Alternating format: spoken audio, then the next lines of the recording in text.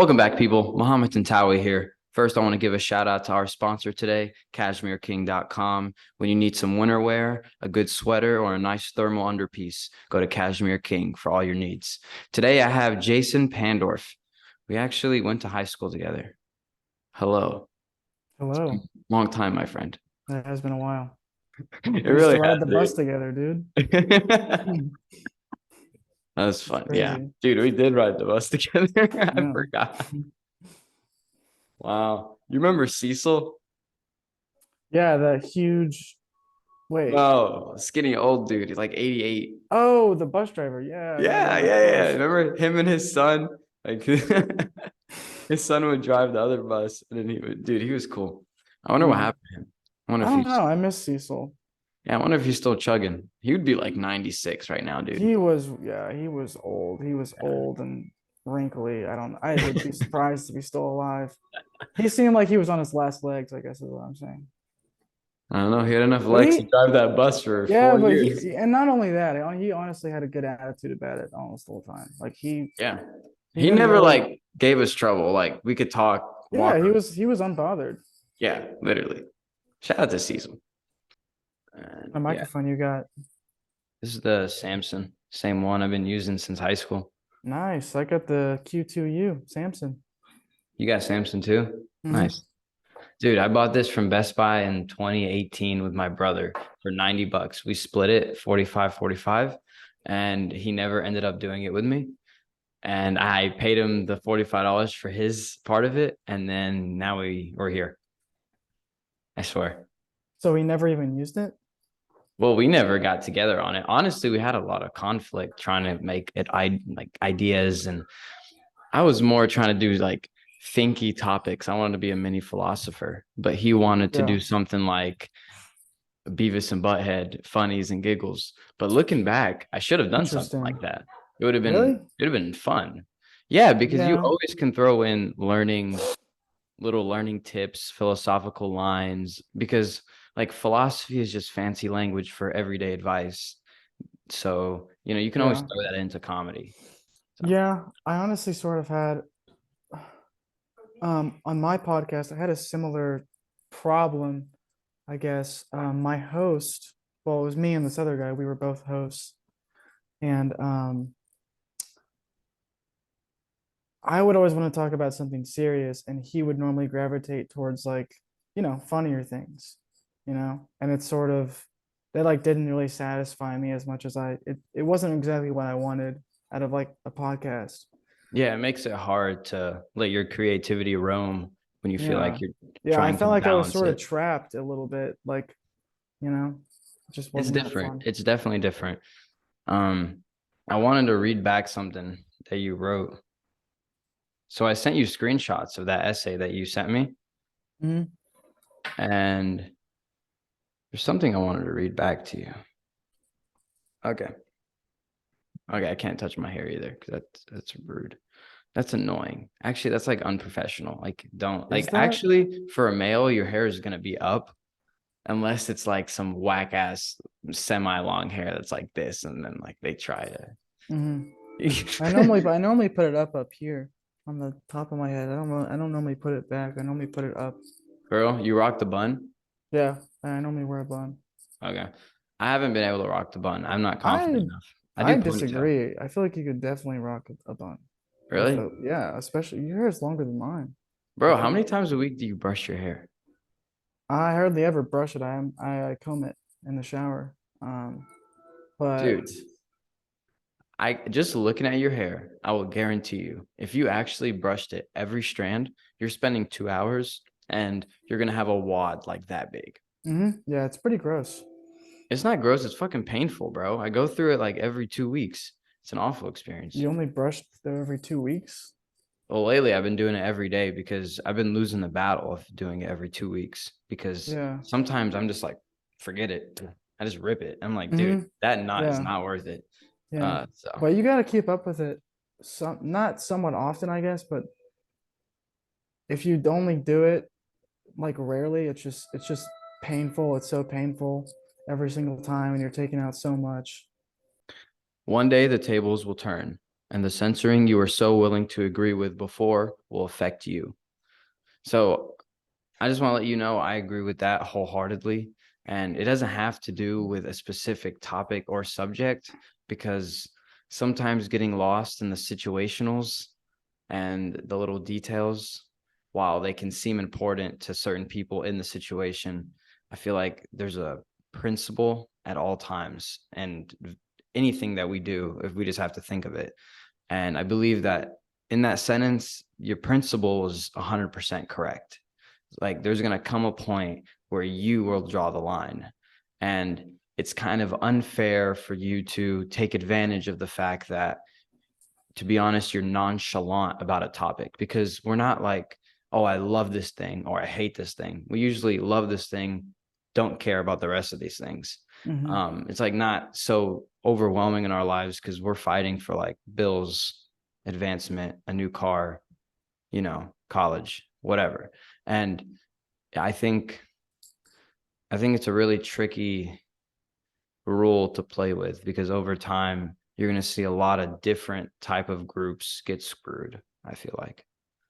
Yeah, and I think it's a lot more random than you would like to than I think most people would think about which ideas are popular in this moment and which are not. I think it's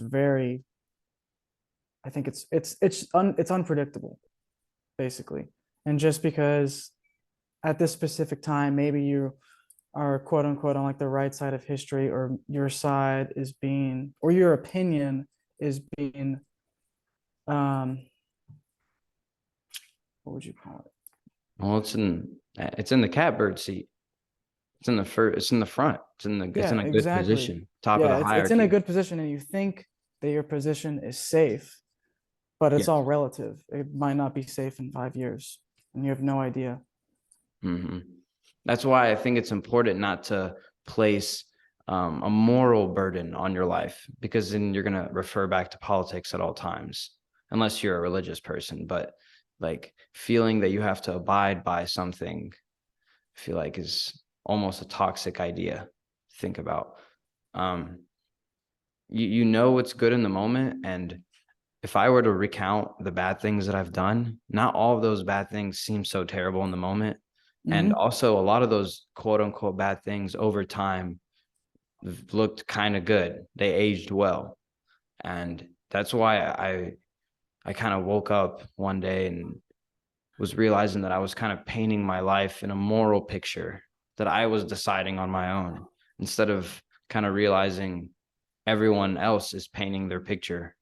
And I'm kind of screaming that the people that are painting the art that's similar to mine, that they're the greatest or they're the best. And you get to realize that's not it, because people word things differently, and people have different ways of expressing the same idea.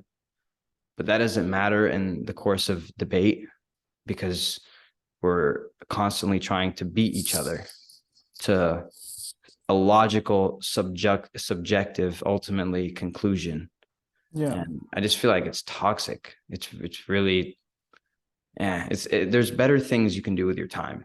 Yeah, especially, I mean, maybe correct me if I'm wrong, but that makes me think of like maybe to me sort of felt like you were talking a little bit about um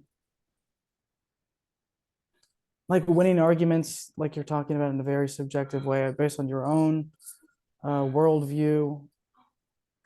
And a lot of the times it feels like it comes from like an insecurity of you um, being unsure about your own uh, worldview and opinion on things. And then sort of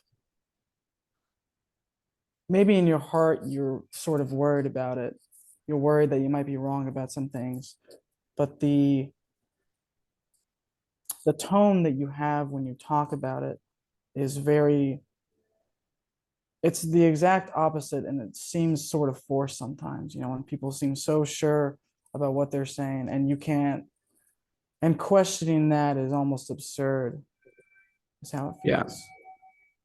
I remember I heard, Jordan Peterson, that Hmm. guy. He said a line once. He said, there's a 99% chance that what you're saying is always wrong. Yeah. I'm like, dude, that's the greatest thing I heard. I mean, I even saw this one video talking about how even the constant of gravity fluctuates, even though we learned that it's a constant. And I just think that what we think we know, we always have to be humble to know that in about 10, 20, 100 years, we're going to look like idiots. Mm-hmm. And that's what's crazy to me. Well, That's an insane aspect of it. I've never heard that. When you say fluctuates, do you know how? Like when you said Oh, gravity God, no. fluctuates? God, Okay, no, okay, dude. because I'm sort of curious about that too, because I've never heard All I that. meant by that was that there really is there are people digging in every area of education and they have alternative opinions and research that they've done. And yes, yeah, I'm not going to go and defend, let's just say, the guy in Texas who has his own cancer research fund, the Russian guy. Mm-mm. Oh man, his name starts with a B. I forgot his name. But basically, they've been trying to shut him down since probably the late 80s, I think, or maybe the 70s. I think it was the 70s. And he's persevered on through through like 4 different trials, I think.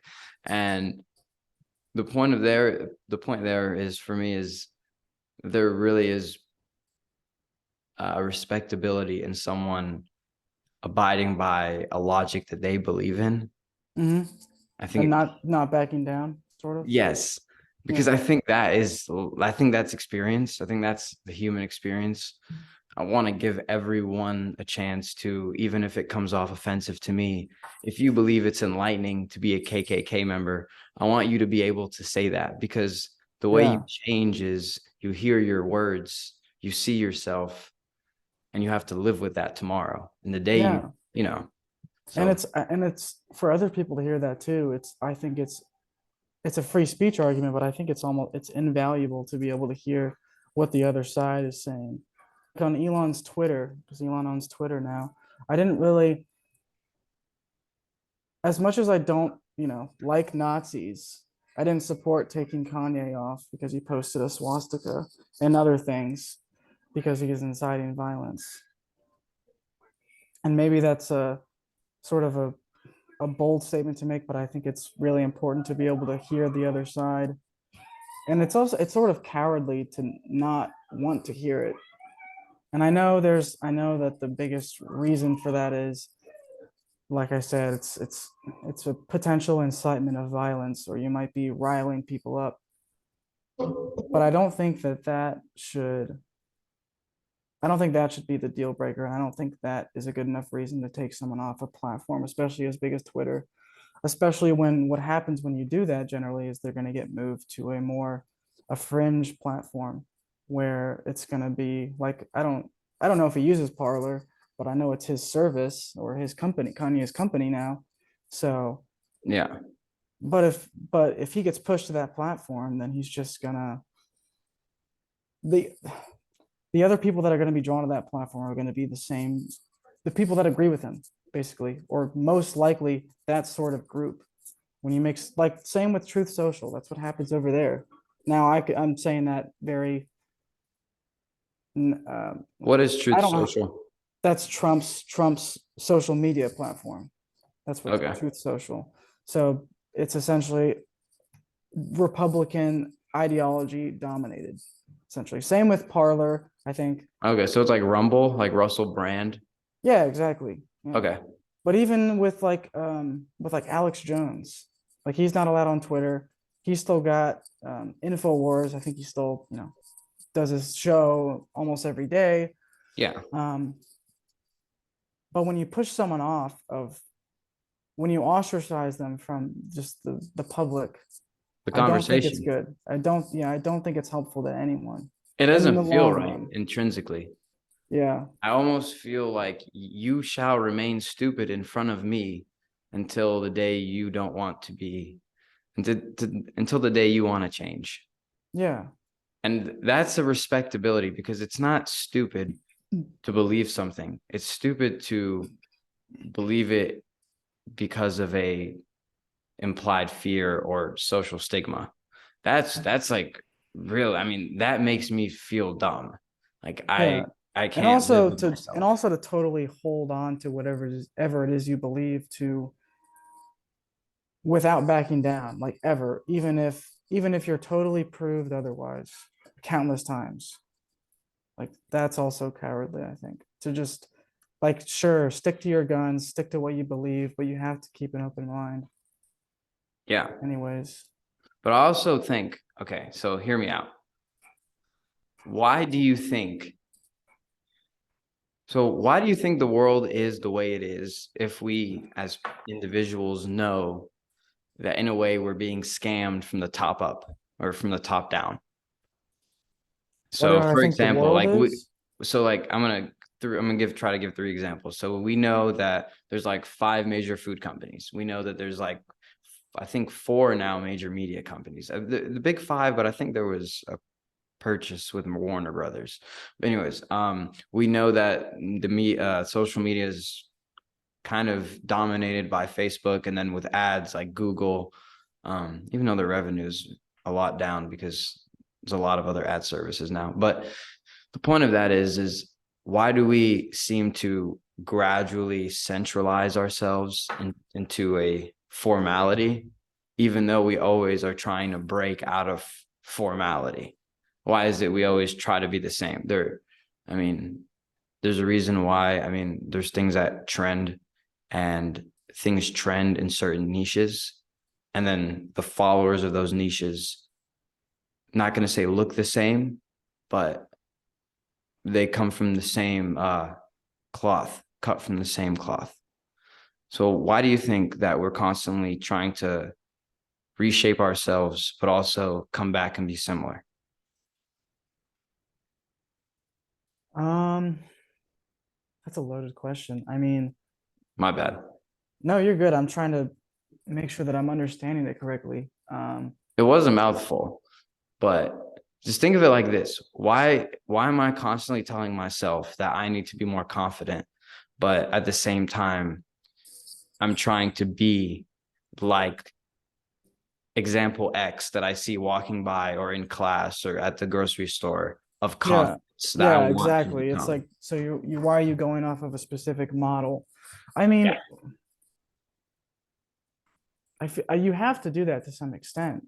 Like You there's think too so? much. I think so. There's too much history to just totally go off on your own, and there's too many examples of pretty much anything, any type of person that you want to be or don't want to be, to just totally go off on your own. Like, uh, Okay. what does I it mean want to be truly original? I wanted you to say that because I felt like hey, I could get you there. Now, I'm gonna base my growth on an example. Let's go to removal of statues. That's something that's been a topic in my classroom this week, so it's kind of on my mind. What class? Uh, history, U.S. history from 1861 on. Okay. So it's a gen ed, but I would say the main focus right now is that. Do you feel like there is any example that we can get? Is there any morale that's a morale or let's just say like something we can learn? Yeah, something we can learn that is unique, specific to a quote unquote um, controversial figure of history.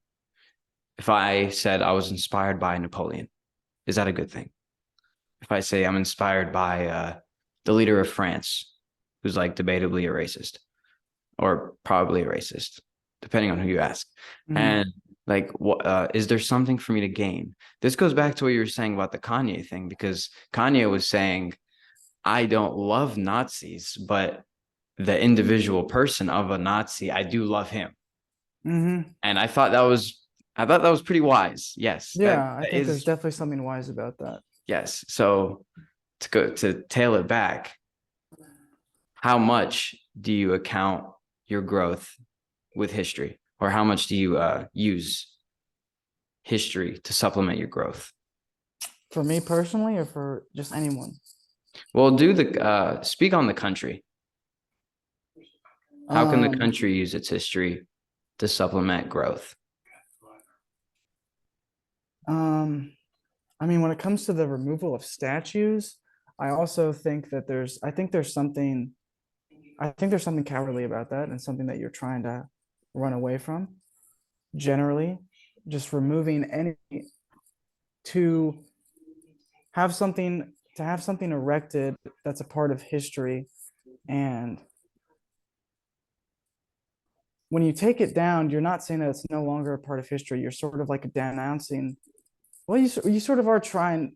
It's an attempt to denounce that it even happened, sort of, which I don't think that's helpful at all. Generally, um, to not acknowledge what happened in history. I think history is totally invaluable, and it's how you learn to be a person in the modern world by Hmm. learning what everyone used to be like. Um, I don't know if this is like coming out right, but So, I mean, do you feel pride when you think about George Washington? Do you feel Abraham Lincoln is worthy of the name the Emancipator? Do you associate the same greatness, let's say, with Malcolm X as you do Abraham Lincoln? Or do you think of anyone else? Like, how do you view? I do. Yeah, I do view them as great. I wouldn't Okay. say I view them as great people, because when I think of the word great, I think of larger than life, like large people that I don't know, like sort of got things done. I don't think great is the same as good. I think it just means accomplished and large, like Hmm. impactful, I guess. And even though, um, I mean, uh, George Washington was like a slave owner, he wasn't the greatest guy, but he helped build the country, which I admire him for that, even though, there were still slaves when the country started. And I could say, I think it's very naive to say like, oh, I would have done it better. I would have ended slavery right then. It's easy to Yeah. say, but I don't think that would have been the case. Yeah. Um, but yeah, I mean, I don't think there's anything necessarily. I think there's something to learn from pretty much everyone. Like if you say that, your Napoleon is inspirational to you, then I don't think that's necessarily a bad thing, just in and of itself, because there's a lot of good things. There's a lot of things, especially when it comes to strength, I think about Napoleon, from what I understand about him, that could be very inspirational to someone. It's probably shouldn't channel it the same way he did, same with Hmm. Hitler. I could say the same thing about him, but um um yeah, he's just a person like anyone else was. And I don't think he's totally unredeemable. I don't think there was nothing good about Napoleon or nothing good about Hitler. I just don't think that's the case I agree. for I agree. anyone. Can All I right. drink this, or is that I don't care, bro. We're grown. okay? Okay.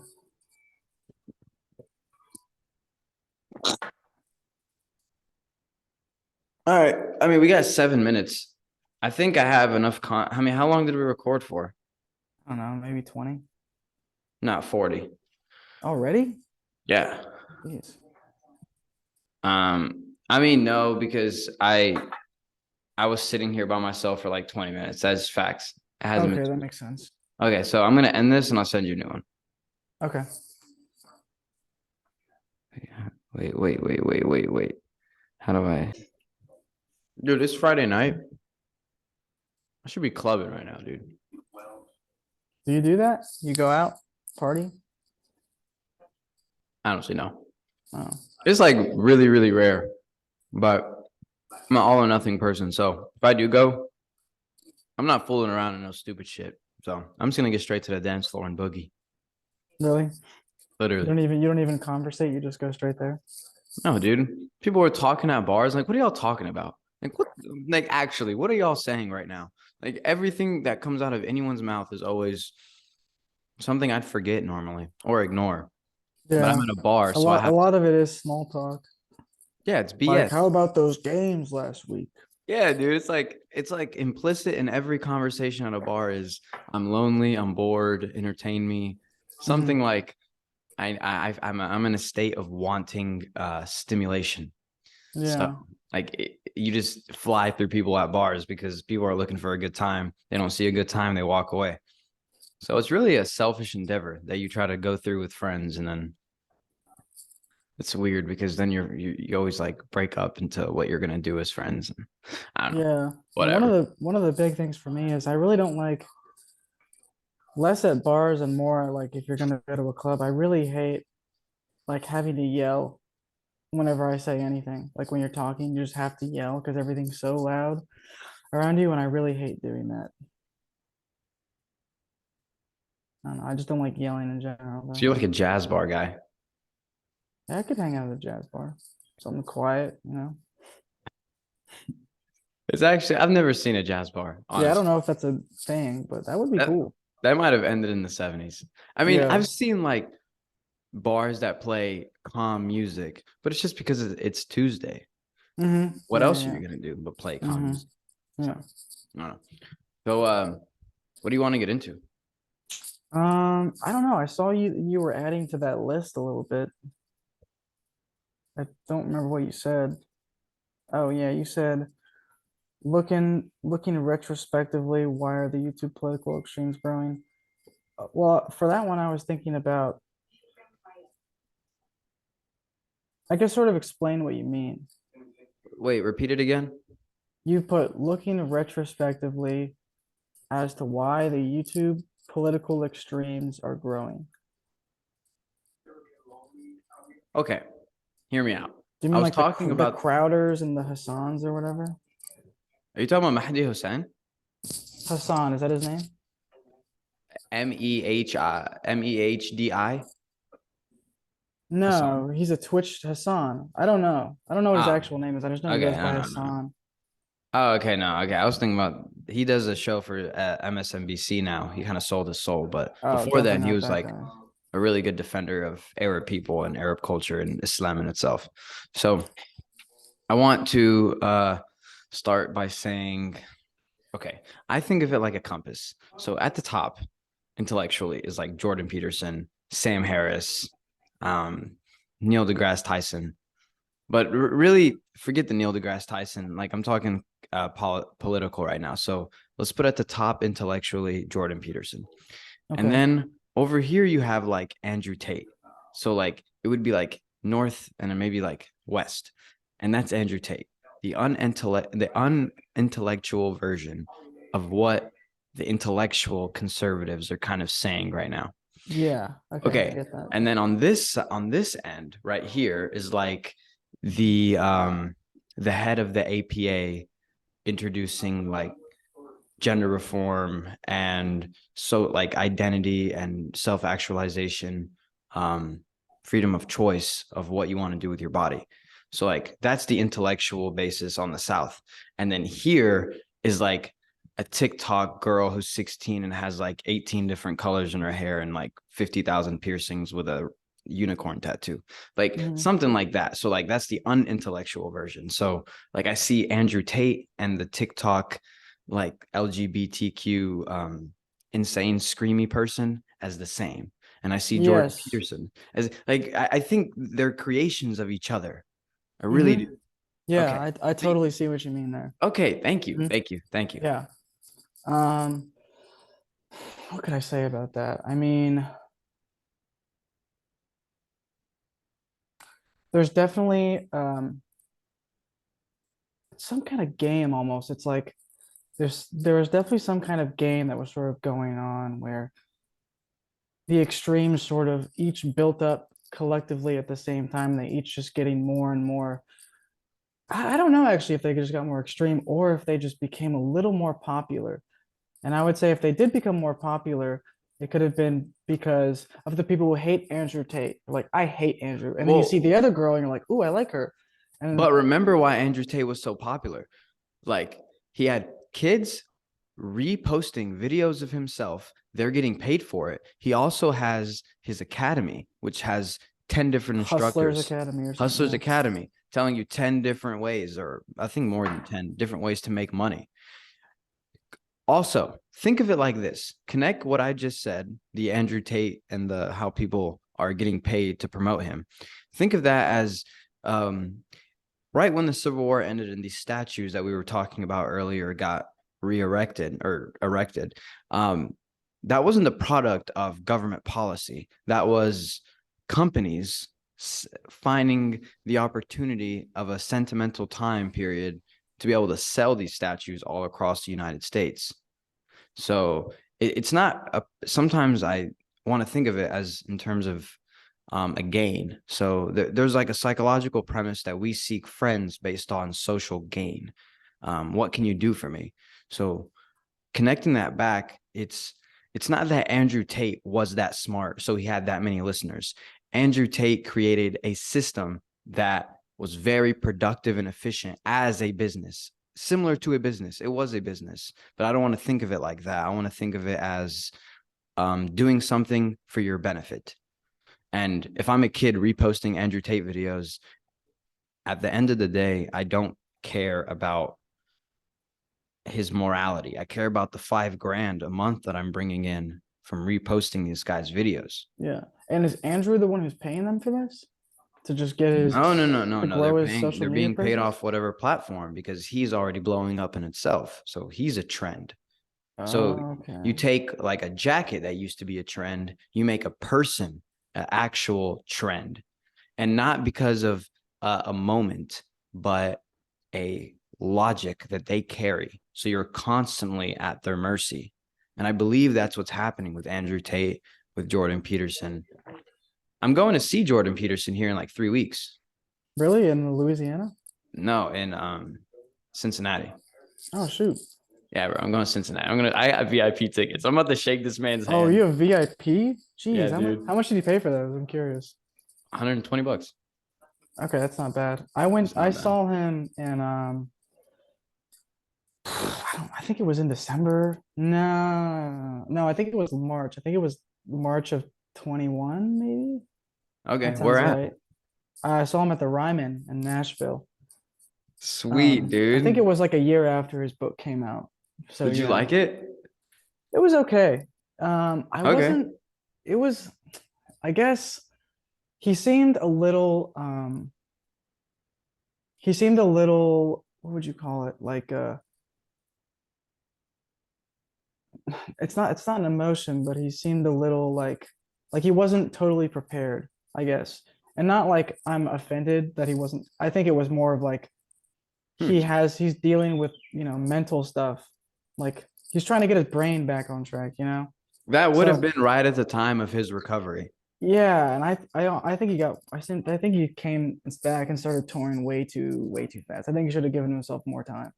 But I don't blame Interesting. him because of all the thousands, millions of people going like, please come, Jordan, please come to my town. You know? Yeah. Dude, his last tour, this one that I signed up for, I mean, when I say there was hundreds of tour dates, that's what it really seemed like because it was Yeah. all throughout the United States, all throughout Europe, Australia. And I remember my concert, the event was supposed to be held last March in 2021 and or 2022. Mhm. And it got pushed back because this man put like 8 more dates for Europe. So the demand for this guy is obviously high. But to go Yeah. back to the original question, why is it that high? What is the product? What's the cause, not the Well, when it product? comes to Sorry. specifically, Yeah, what causes this? um, We were not interested in philosophy, Carl Jung, Nietzsche, Dostoevsky, psychological gender differences. yeah, Uh, at least in the mainstream, in the at least in, mainstream, no one was yeah, interested in that. So yeah. why do you think, again, linguistically, that Jordan Peterson just had a way of saying it that really translated? Hmm. Well, I think he's a professor of, I forget what it was, maybe psychology. Yeah. Um, and he did have a very certain way of, and you can debate whether or not this is like manipulated. Like, some people would think that maybe he says the things he does to connect with a specific audience. I don't know if that's the case, but he does have a very, first of all, I think one of the things that's attractive about him is that he has a very poetic way of talking. A lot of the things he says, you do have to sort of read into a little bit. And I think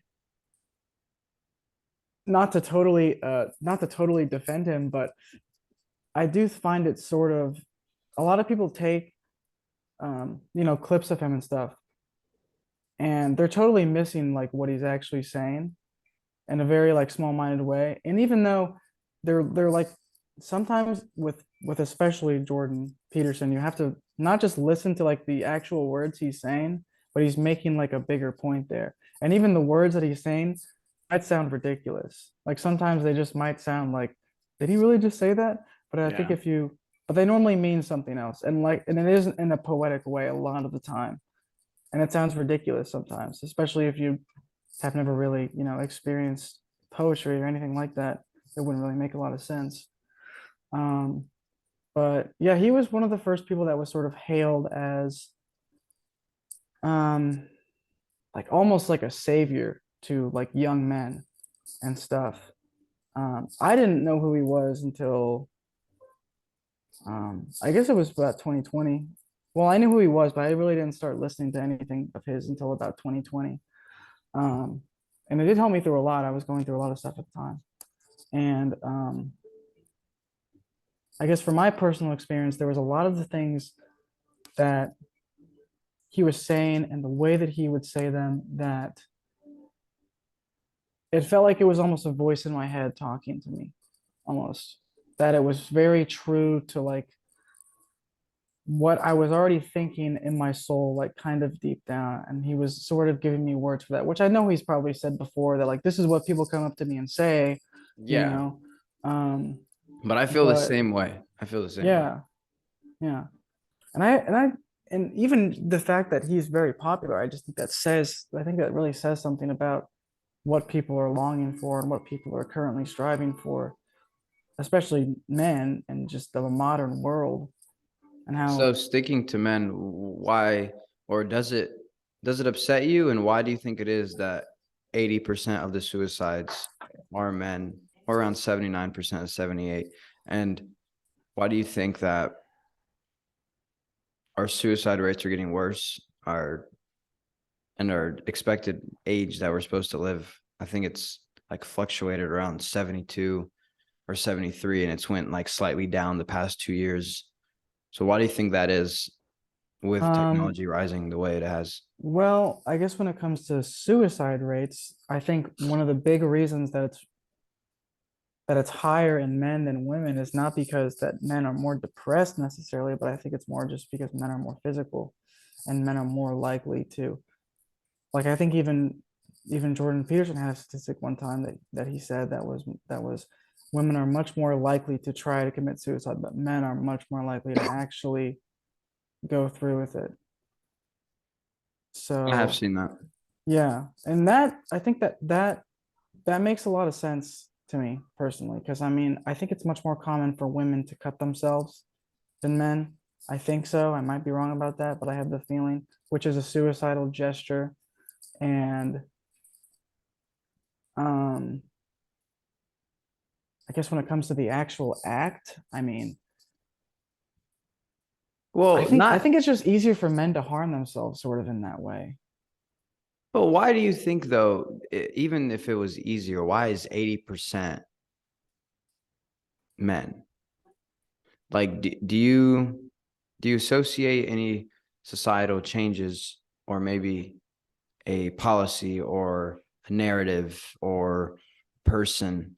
Like, what has made, what you could debate a patriarchy? Why are the men who dominate the society the ones who are killing themselves? Like, Hmm. we Yeah, like have, we have you it all, know, right? yes, according to many. Yeah, I mean, I, yeah. I would slightly argue this. Like, men dominate most things, and the head of households. I mean, they have the majority of them have the power, and usually you want to get everything you want in life, and being I think one thing about feminism is a little jealous of the man or the masculine position. There's like jealousy there. Yeah.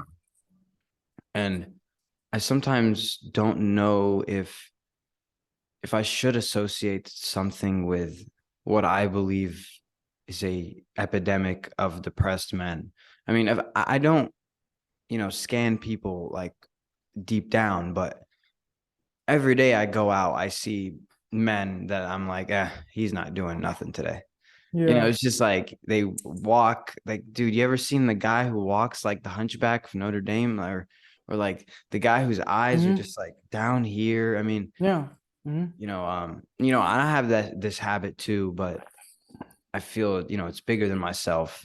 And in conversation, I see the the masculine, like almost the telepathic fight, the verbal exchange, the thing that Jordan Peterson's really good at.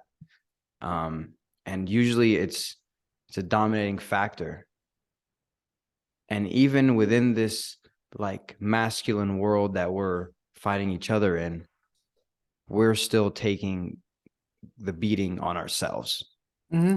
And that's Well, crazy. I mean, I feel like the obvious question you have to ask there is maybe that's not what we want. Like maybe we maybe we don't want the world, as in we as in men, maybe we don't want to be dominating. Maybe we don't want the power that we have, or that they have in society. Okay, so we can Because admit that. Go ahead. I don't know, I feel like you just have to ask that question because based on the parameters that you laid out, like, why are we doing this if we have all this and we have all this and we have all this? Then I feel like you have to ask them, maybe that's not what we want then. Maybe we want something more than that. Maybe it's not about power, or it's not about needing to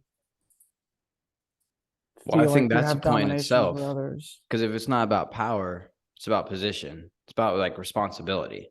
It's kind of just Hmm. about jobs that you give yourself. So if it's, but that's another conversation in itself. But I want to come to an agreement of, do you think, because I do, that there has been and is a toxic masculinity that has grown, I would say, before my dad's generation. So that would be like, let's just call it 1900s to play it safe. And there's just things about the way our society works that I lost my train of thought. So were you thinking about, you said you were thinking about toxic masculinity? Yeah, I do Um, feel like men are responsible, at least somewhat, for the position of society and ourselves to this point. yeah. Now, I don't know why there's a bunch of single moms out there. That's another argument. And depending on who you're listening to, there's a lot of conspiracies on why, single motherhood flew up from kind of the 60s. Hmm. And so, Yeah. you know, don't feel like you have to answer, a specific thing, but I'm just, that's where my thinking is, why is this our present situation? What's our present situation?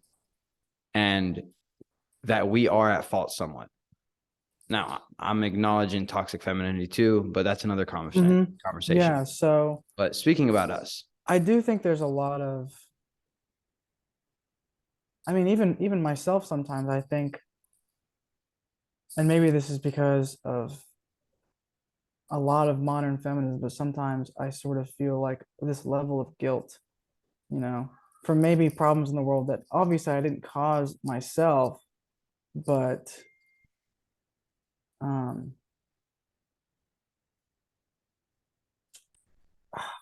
I don't know. Like sometimes I feel like I'm a little responsible for things that maybe I shouldn't. I shouldn't feel like, I don't know. I feel a burden sometimes mhm. from I mean, there's a lot of hate online, just for being a man. Not like I'm a victim here or anything, but there's a lot of No, hate, and yeah. it's a very popular idea. And I think that comes from just that sort of idea, just that men can sort of take it, that we can take anything, like you can throw anything at us and whatever. We'll be the strong, silent type. or Yeah, we'll whatever. power through it. And I mean, it's just very immature, I agree. in my opinion, normally. Um, but It's a football attitude. yeah, sort of like a Chad, like a strong and brain or what's it called? Brawn and no brain, sort of. Like it's not really gonna affect him. No. Um, Men have feelings too. I sound like a bitch. Um, I Something, don't. I mean, something went wrong, dude, because I won't blame anything specific for anything, but like there's a problem in our society that like if I'm in public, if I'm in a like just coffee shop, and I tell another dude, let's say like my buddy is with me and we're drinking like mochas, and I'm like, I love you, dude. I love you, dude. You're my homie, and like I give him a hug. Like people are gonna think, might be gay. Like people think that, Mhm. but I think that before you think that, or before you analyze someone, or before you look at characteristics about them, so you can objectify them, or really not objectify them, but get a sense. Because you know when people are confused and don't know what something is, they try to figure it out. And I think that there's love lost in our society. If I were to blame something, I would blame money for the most part, but that's another conversation. But I feel like there's love lost in the mystery now. Um, what do you mean? like you're saying, um, I don't feel the need to. If I see two dudes hug, then maybe I'll think like maybe they're gay or something, you know. But I don't do that. I do that out of curiosity, out of being like, I wonder what their lives are like. I feel like some people do that out of I need to understand like what I'm seeing right now, you Yeah, know? I agree. And I guess I sort of do that, but it's not like I want to put them in this box. I don't want to do that. But um, But that's what we're doing. yeah, And if I could, I remember it, but you said in your paper, every every time you join a group, it's a win for that group, basically, if you yeah, remember writing that. yeah, I And do. I think the truth in that, or the value in that, is the identification part. Hmm. I don't know how we can escape that. I really don't think so. I I think the actually don't only think we way can. that we can escape that is to realize that there's nothing fulfilling and there's nothing really deep about that identification at the end of the day. I I would don't lean think more so, at towards that. least. I would. Yeah, I just don't see anything. I don't see anything long lasting in that. That's really going to make you like yourself more. Yeah.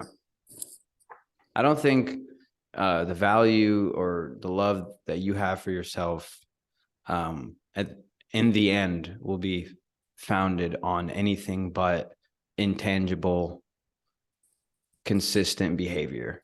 I think it's Like almost, intangible thought process and consistent behavior.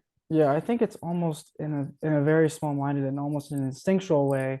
I mean, I would kind of compare it to just the human instinct whenever you see like an attractive woman, right? I could almost compare it to that.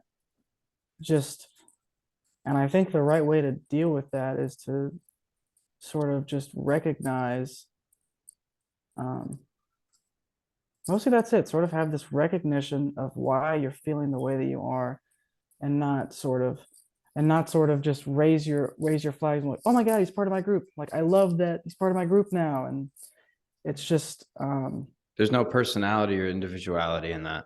yeah, it's Like not strips special you at of all. everything that you are. Yeah. Um, now on my identification thing, I love that I'm white. Fuck it. I'll take it. Yeah, exactly. Like, what does that help you with? It doesn't help me, bro. It doesn't help me or hurt me. And for anything, it's slightly beneficial in a prejudice sense, because I can look back. So when I got into Ohio State, I had test scores like you had a higher ACT than me in high school. Remember? I mean, you Did had. I? I'm I only sure. I don't know. had, well, I had a are you gonna say 22. your number? I'm gonna Oh, 22, bro. I think I also probably had. I think I had a. Is there decimals? Because I think I had a No, 22.7. dude. No Yeah. decimal. Dude, where you Shoot. at? How old are you, I don't, dude? dude. It's been a while since I've taken the ACT. I think I also. I feel like I had a Your 22 as well. I don't decimals? remember though. Yeah, for some reason I remember my score being like a 22.7 or something, 0.75. Maybe I'm wrong though. This was That what, was 7 funny. years ago? You got a 22.3. Well, I got a 22.32, so I'm better. That's funny. All right, go ahead and shout out your podcast. Tell people where they can find you. We're gonna wrap this up. Okay. My podcast it's called Wapcast. It's spelled WAP cast. Um, you can find it on pretty much anything. It's find it on Spotify. You can find it on Apple. Um, and I think pretty much everything but SoundCloud. It's on like 7 things. I honestly don't remember off the top of my head. Google, there's a Google one. There's a video on YouTube. The Sweet. last, some of the videos are on Spotify. Um, All but right. yeah, that's where you can find me. Sweet. I'll definitely leave the link in the description for you, and definitely check that out, guys. So before we wrap this up, I want to give a shout out to our closing sponsor, nerdshaven.com, for all your gaming needs. They got keyboards, mouses, gaming mats, chairs, and wall decor. Everything that a gamers will need at nerdshaven.com. So that'll be all for Dreamer Podcast today. I'm Muhammad Tantawi, signing off.